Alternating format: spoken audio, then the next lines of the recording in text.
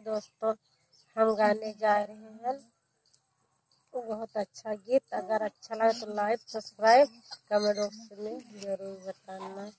नाम आरो राजा हम बहुत दुबली पतली, नाम आरो राजा हम बहुत दुबली पतली। असौ साल दूठो बैला मंगऊ यसौ साल दूठो बैला मंगऊ जोतबै खेतवा तुहार परती, जोतबै खेतवा तुहार परती। नमारो राजा बहुत दुबली पतली, नमारो राजा बहुत दुबली पतली।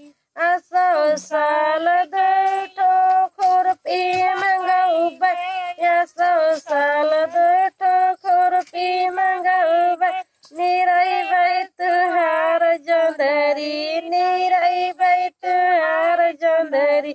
नमारो राजा बहुत दुबली पतली, नमारो राजा बहुत दुबली पतली। असौ साल दूठो लड़का हो असौ साल दूठो लड़का हो उधरबै तुहार चमड़ी, उधरबै तुहार चमड़ी।